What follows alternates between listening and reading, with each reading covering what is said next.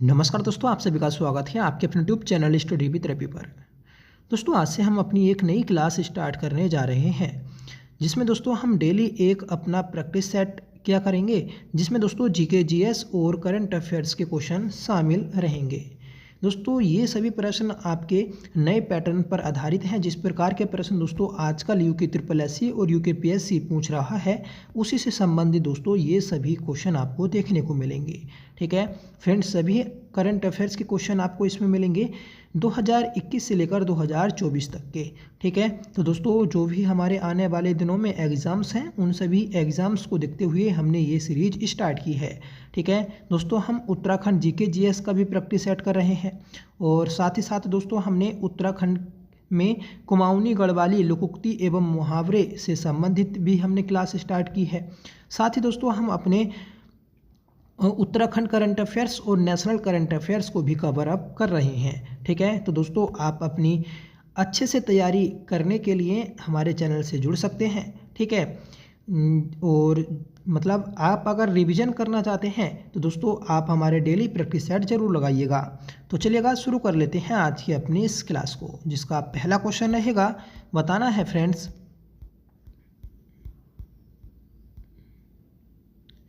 भारत के नियंत्रक महालेखा परीक्षक का ऑडिट रिपोर्ट का परीक्षण करती है। सही आंसर रहेगा फ्रेंड्स ऑप्शन सी, लोक लेखा समिति। दोस्तों लोक लेखा समिति यह है भारत के नियंत्रक महालेखा परीक्षक मतलब कैग।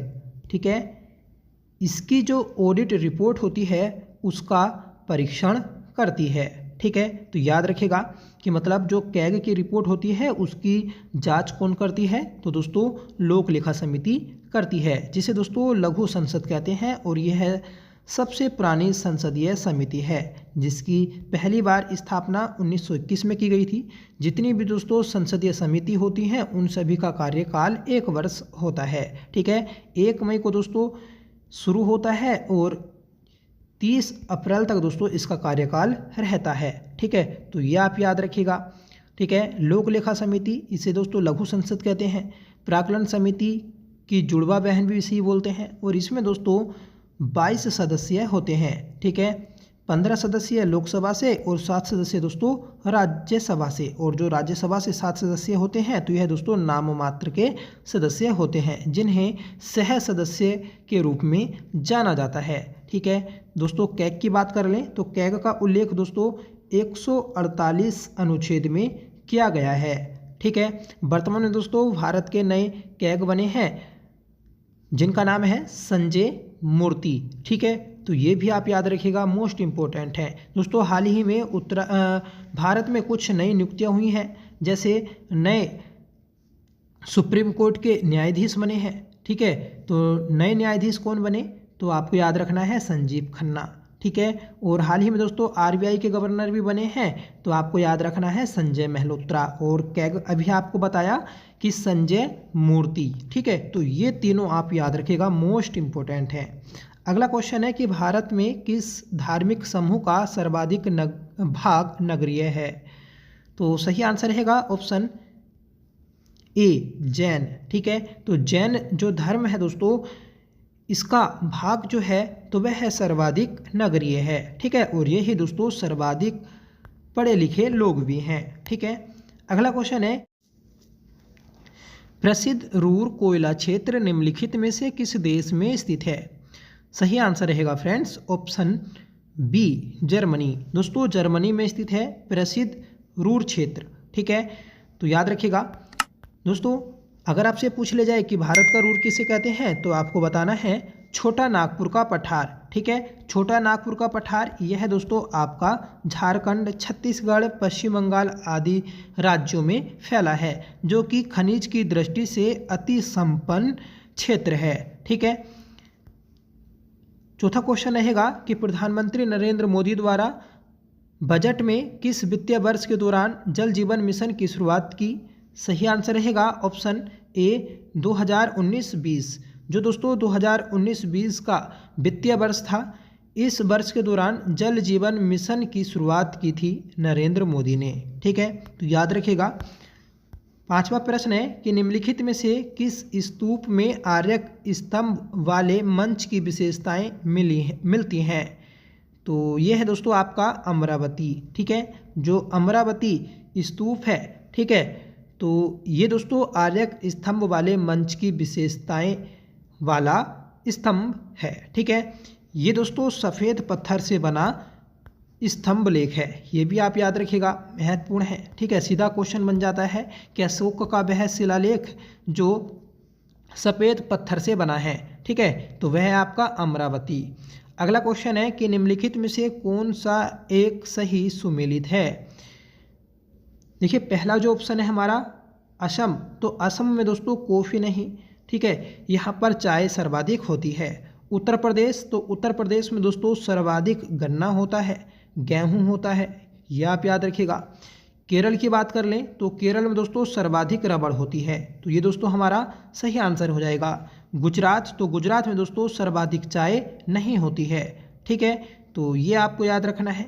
गुजरात की बात कर लेंगे तो यहाँ पर दोस्तों सर्वाधिक कपास होती है। ठीक है, अगला क्वेश्चन है हमारा कि जनसंख्यांकीय लाभांश है, तो ये जो होता है दोस्तों 15 से लेकर 59 वर्ष की कार्यशील जनसंख्या के आधार पर होता है। सही आंसर रहेगा ऑप्शन ए। ठीक है, मतलब जो दोस्तों जनसंख्यांकीय जो लाभ है, ठीक है, तो वह आपका 15 से 59 वर्ष की जो जनसंख्या है उसी से हो पाता है। ठीक है, यही दोस्तों हमारी कार्यशील जनसंख्या होती है। ठीक है, क्योंकि 15 वर्ष मतलब अगर 14 वर्ष से कम उम्र का कोई भी व्यक्ति है तो वह दोस्तों उसे कारखानों में या फिर कहीं पर भी दोस्तों काम करने पर प्रतिबंध है। ठीक है, या फिर हम 59 वर्ष से ऊपर जाएंगे तो वहाँ से दोस्तों रिटायरमेंट की ये एज हो जाती है। अगला क्वेश्चन है कि काराकुंभ मरुस्थल निम्नलिखित में से किस देश में स्थित है। तो काराकुंभ जो मरुस्थल है तो यह आपका तुर्कमेनिस्तान में स्थित है। सही आंसर रहेगा ऑप्शन डी। ठीक है, 9वां क्वेश्चन है कि प्रथम अंतरिम राष्ट्रीय सरकार की घोषणा की गई थी। दोस्तों पहली अंतरिम सरकार की जो घोषणा की गई तो वह आपके 24 अगस्त 1946 को की गई थी। सही आंसर रहेगा ऑप्शन बी। ठीक है, और पहली निर्वाचित सरकार जो बनी तो वह दोस्तों 1952 में बनी थी, क्योंकि पहली बार जो आम चुनाव हुए थे तो वह 1951-52 में हुए थे। ठीक है, तो ये आप याद रखिएगा। अगला क्वेश्चन है कि निम्नलिखित में से अशोक का कौन सा शिलालेख धार्मिक संश्लेषण के बारे में कहता है। सही आंसर रहेगा ऑप्शन बी 12वां शिलालेख। ठीक है, 12वां शिलालेख यह है दोस्तों धार्मिक संश्लेषण या फिर समन्वय के बारे में बताता है। ठीक है, इसी का दोस्तों एक शिलालेख आता है रोमनदेई शिलालेख, जो कि आपका लुम्बिनी नेपाल में स्थित है। ठीक है, ये दोस्तों कर मुक्त आता है, मतलब जो जितने भी इसके शिलालेख थे उनमें से एक जो आपका शिलालेख है तो वह कर मुक्त था, और कौन सा था तो लुम्बिनी। ठीक है, जो कि नेपाल में स्थित है, क्योंकि यहाँ पर गौतम बुद्ध जी का जन्म हुआ था।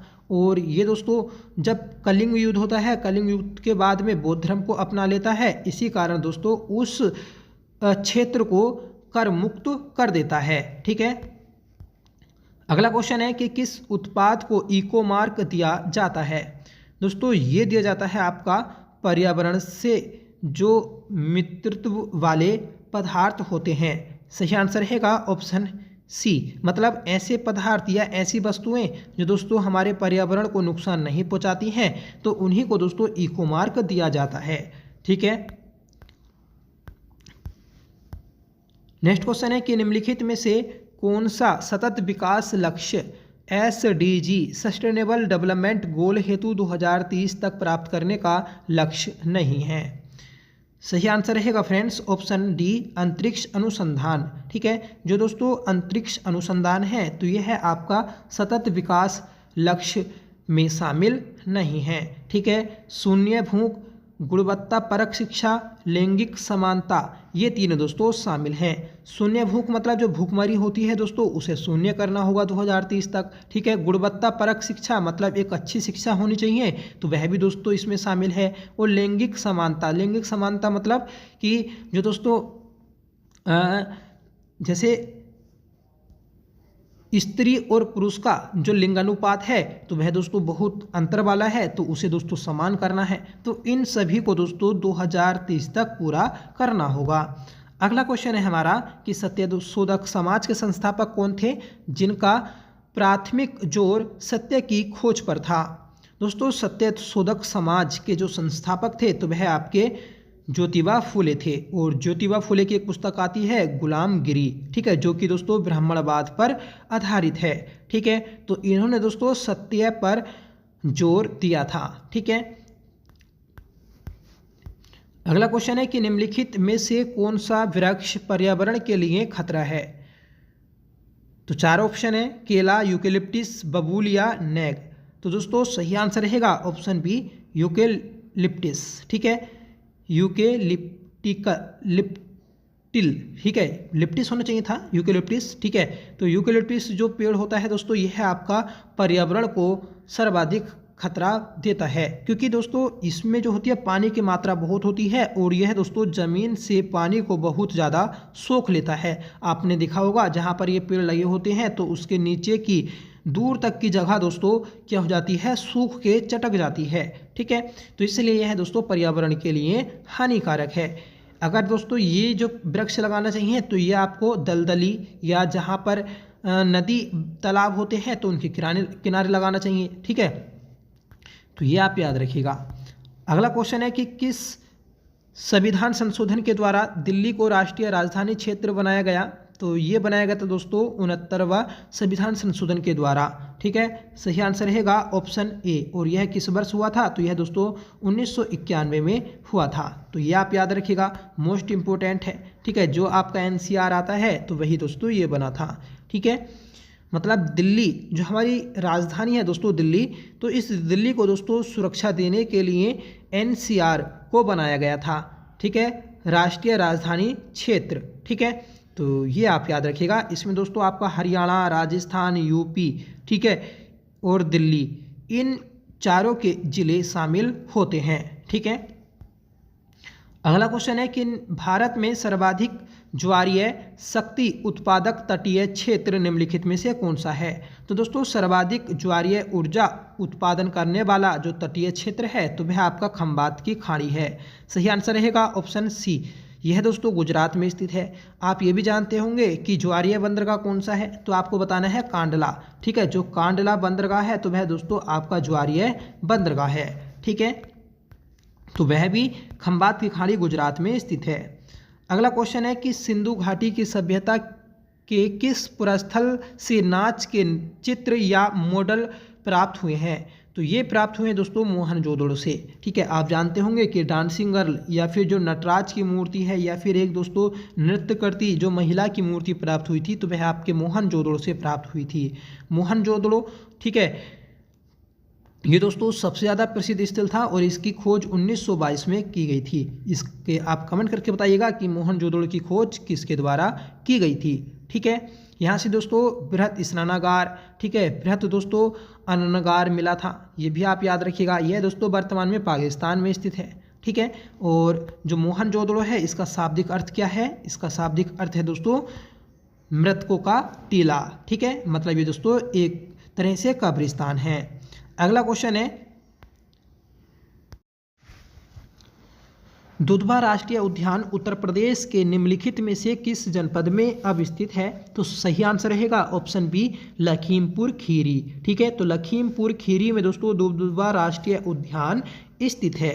ठीक है, 19वां क्वेश्चन है कि हिंदुस्तान समाजवादी प्रजातंत्र संघ के संस्थापक कौन थे। तो ये थे दोस्तों यतीन्द्रनाथ, अजय घोष और फणींद्रनाथ घोष। ठीक है, तो सही आंसर जो है हमारा ऑप्शन ए है। अगला क्वेश्चन है कि 2 या 2 से अधिक राज्यों के लिए एक संयुक्त लोकसेवा आयोग बनाया जा सकता है। तो यह है दोस्तों आपका संबंधित राज्यों के निवेदन पर संसद के द्वारा। ठीक है, मतलब जिन भी राज्यों में एक लोक सेवा आयोग को, ठीक है, बनाया जाएगा तो वह दोनों राज्य दोस्तों निवेदन करेंगे संसद से और संसद दोस्तों उसे संयुक्त लोक सेवा आयोग बना देगी। ठीक है, तो इस क्वेश्चन का सही आंसर रहेगा ऑप्शन बी। अगला क्वेश्चन है हमारा कि केबुल लामजाओ राष्ट्रीय उद्यान निम्नलिखित में से किस झील में अवस्थित है? तो यह आपका लोकटक झील में स्थित है। लोकटक झील कहाँ पर स्थित है? तो यह दोस्तों मणिपुर में स्थित है, ये आप याद रखिएगा, ठीक है, मणिपुर में। और ये दोस्तों पूर्वोत्तर की सबसे बड़ी मीठे पानी की झील है, ठीक है। नेक्स्ट क्वेश्चन है कि ज्योतिबा फूले संबंधित थे? तो ज्योतिबा फूले यह दोस्तों जाति विरोधी आंदोलन से संबंधित थे, ठीक है, जहाँ पर दोस्तों जात पात होता था, ठीक है, तो वहाँ पर यह आंदोलन करते थे, ठीक है, लोगों को जागरूक करते थे, ठीक है। तो याद रखेगा ज्योतिबा फूले जो कि भारत के एक महत्वपूर्ण समाज सेवी या समाज सुधारक रहे हैं। 23वां क्वेश्चन है कि दल बदल विरोधी कानून को मान्यता कब मिली थी? फ्रेंड्स, दल बदल विरोधी कानून को जो मान्यता मिली तो वह आपका ऑप्शन सी 1985 में मिली थी, ठीक है, दल बदल विरोधी कानून। और इसके तहत ही दोस्तों 10वीं अनुसूची जोड़ी गई, क्योंकि 10वीं अनुसूची में क्या है? दल बदल है, ठीक है। और इसके लिए जो संविधान संशोधन हुआ था तो वह दोस्तों 56वां संविधान संशोधन हुआ था, 52वां संविधान संशोधन हुआ था। 52वां संविधान संशोधन 1985 में हुआ था, जिसके तहत दोस्तों दल बदल विरोधी कानून को मान्यता दी गई थी, ठीक है।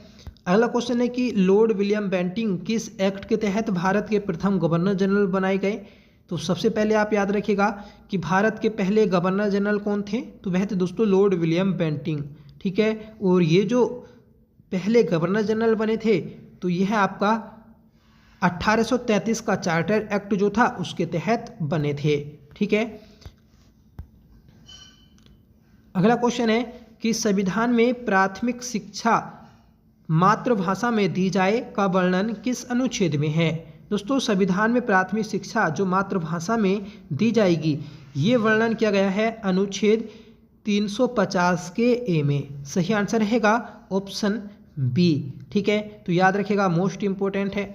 351 में क्या बोला है? तो 351 में ये बोला है कि जो संघ होगा, ठीक है, तो उसका कर्तव्य है कि वह दोस्तों राजभाषा को या हिंदी को बढ़ावा दे, ठीक है। मतलब किस प्रकार से दोस्तों हिंदी को बढ़ावा दिया जा सकता है? तो उसके लिए जगह जगह दोस्तों आपके समितियां बनाई जाएंगी, ठीक है, जगह जगह दोस्तों सम्मेलन किए जाएंगे, जैसे हम करते हैं विश्व हिंदी सम्मेलन, ठीक है। तो ये जो है दोस्तों ये सभी आपके 351 के तहत ही होते हैं, ठीक है, मतलब हिंदी को बढ़ावा दिया जाता है। अगला क्वेश्चन है कि खट्टे और रसदार फलों के प्रसिद्ध प्रदेश हैं। दोस्तों, खट्टे और रसदार फलों के जो प्रदेश होते हैं तो वह आपके भूमध्य सागरीय प्रदेश होते हैं। सही आंसर रहेगा ऑप्शन बी, ठीक है। जो आपकी ग्रीनविच लाइन है, ठीक है, इसके आसपास के जितने भी क्षेत्र हैं, ठीक है, तो वहाँ पर दोस्तों खट्टे और रसदार फलों के क्षेत्र होते हैं, ठीक है, या फिर आपके भूमध्य सागरीय जो क्षेत्र हैं वहाँ पर होते हैं। अगला क्वेश्चन है कि टुंडा प्रदेश की जलवायु पाई जाती है, ठीक है, टुंडा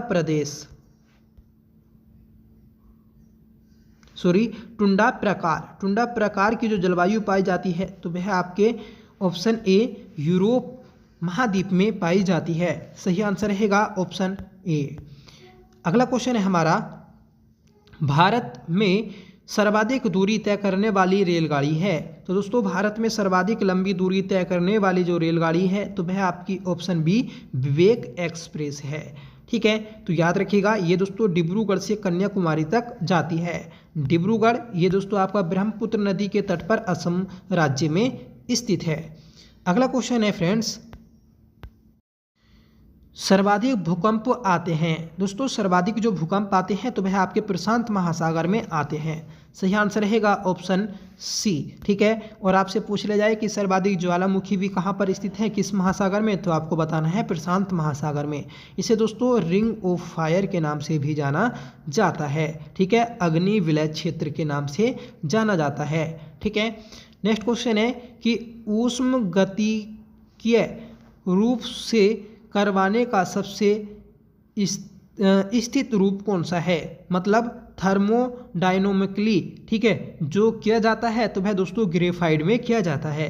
सही आंसर रहेगा ऑप्शन सी। ठीक है, नेक्स्ट क्वेश्चन है कि वह कंप्यूटर जो आकलन के सिद्धांत के अनुसार कार्य करता है। तो सही आंसर रहेगा ऑप्शन ए एनालॉग कंप्यूटर। तो वह दोस्तों एनालॉग कंप्यूटर कहलाता है जो आकलन के सिद्धांत पर कार्य करता है। ठीक है, अगला क्वेश्चन है कि विश्व का प्रथम इलेक्ट्रॉनिक डिजिटल कंप्यूटर का नाम है। दोस्तों विश्व का प्रथम इलेक्ट्रॉनिक डिजिटल जो कंप्यूटर है तो वह आपका एनियानिक है। सही आंसर रहेगा ऑप्शन सी। ठीक है,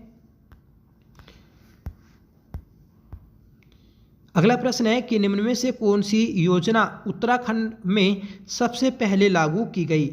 तो देखिए 4 योजनाएं दी हैं। पहली योजना है मुख्यमंत्री अटल खाद्य योजना। ये योजना दोस्तों 11 फरवरी 2011 को शुरू की गई थी।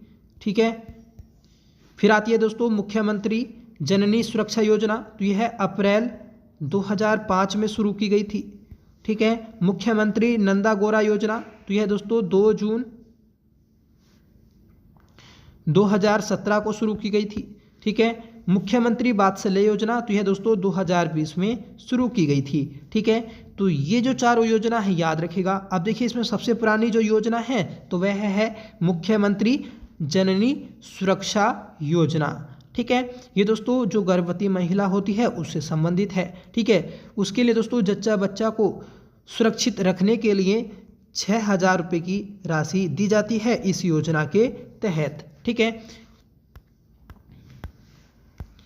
अगला क्वेश्चन है कि MV एम्प्रेस है। तो MV एम्प्रेस यह है दोस्तों एक अंतर्राष्ट्रीय क्रूज जहाज है। ठीक है, मतलब ये दोस्तों एक इंटरनेशनल क्रूज जहाज है जिसका नाम है MV एम्प्रेस। ठीक है, नेक्स्ट क्वेश्चन है कि हाल ही में पुरातत्व विभाग द्वारा पुरातत्विक खुदाई के दौरान किस राज्य में नवपाषाणकालीन सेल की खोज की गई। तो ये की गई है दोस्तों ऑप्शन बी तमिलनाडु में। ठीक है, तो तमिलनाडु राज्य में हाल ही में दोस्तों पुरातत्विक खुदाई के दौरान नवपाषाणकालीन सेल की खोज की गई है। अगला क्वेश्चन है कि खाद्य सुरक्षा सूचकांक 2024 के अनुसार भारत के किस राज्य को प्रथम स्थान प्राप्त हुआ। दोस्तों हाल ही में खाद्य सुरक्षा सूचकांक 2024 जारी किया गया जिसमें उत्तराखंड का जो स्थान है तो 18वां स्थान है। पहला स्थान जो है तो वह आपका केरल राज्य का है। सही आंसर रहेगा ऑप्शन सी। ठीक है, और हाल ही में दोस्तों SDG रिपोर्ट भी जारी की गई थी नीति आयोग के द्वारा। SDG रिपोर्ट में उत्तराखंड को 79 मार्क्स मिले थे और 79 मार्क्स ही दोस्तों केरल को भी मिले थे। इसलिए दोस्तों केरल और उत्तराखंड संयुक्त रूप से SDG रिपोर्ट में पहले स्थान पर हैं। ठीक है, तो याद रखिएगा कि हाल ही में जो SDG रिपोर्ट जारी की गई थी 2024 में उसमें उत्तराखंड का कौन सा स्थान है तो आपको बताना है पहला स्थान। ठीक है, किसके साथ तो दोस्तों केरल राज्य के साथ। तो ये थे दोस्तों आज के हमारे इस प्रैक्टिस सेट के सभी महत्वपूर्ण क्वेश्चन। आई होप ये प्रैक्टिस सेट आपको पसंद आया होगा। ठीक है, आज का आपका होमवर्क है कि दल बदल विरोधी कानून को मान्यता कब मिली थी। ठीक है, तो सही आंसर आप कमेंट करके बताइएगा। साथ में बताइएगा दोस्तों आपको ये क्लास कैसी लगी। अगर आपको अच्छी लगी हो तो प्लीज़ इसे लाइक करिएगा, दोस्तों में शेयर करिएगा। ठीक है, अगर दोस्तों आप इसे प्यार देंगे तो इसे दोस्तों जारी रखा जाएगा। ठीक है, और जो हमारा नया चैनल है उत्तराखंड उत्कर्ष तो उसे भी दोस्तों आप ज्वाइन कर लीजिएगा। वहाँ पर भी दोस्तों आपको क्लासें देखने को मिलेंगी। ठीक है, और इस चैनल का लिंक आपको वीडियो के डिस्क्रिप्शन बॉक्स में मिल जाएगा। ठीक है, तो प्लीज़ अगर आप सपोर्ट करेंगे तो इसे दोस्तों हम आगे कंटिन्यू रखेंगे क्योंकि दोस्तों हमने कई सारी क्लासें स्टार्ट कर दी हैं। ठीक है, और अगर आप सपोर्ट करेंगे तभी ये सभी क्लासें हमारी अच्छे से आगे चल सकेंगी। ठीक है, देखिए हम वर्तमान में 4 क्लासें हम डेली कर सकेंगे। एक हमारी GK GS वाली प्रैक्टिस सेट क्लास जो हमने ये की। ठीक है, एक Uttarakhand GK GS practice set class, एक दोस्तों उत्तराखंड के मुहावरे और लोकोक्ति जो कुमाऊनी और गढ़वाली बोली के मुहावरे और लोकोक्ति हैं उससे संबंधित क्लास है, और एक क्लास दोस्तों आपकी हिंदी की रहेगी। ठीक है, तो प्लीज़ सपोर्ट करिएगा, आपके सपोर्ट की बहुत ज़रूरत होती है। ठीक है, आप टेलीग्राम चैनल को भी ज्वाइन कर सकते हैं, जिसका लिंक आपको वीडियो के डिस्क्रिप्शन बॉक्स में मिल जाएगा, क्योंकि वहाँ पर दोस्तों आपको इंपॉर्टेंट PDF, ठीक है, इंपॉर्टेंट नोटिस और नोटिफिकेशन देखने को मिलती हैं। ठीक है, तो प्लीज़ सपोर्ट मी। ठीक है, तो चलिए मिलते हैं नेक्स्ट क्लास के साथ, तब तक के लिए bye. Thank you so much for watching. जय हिंद।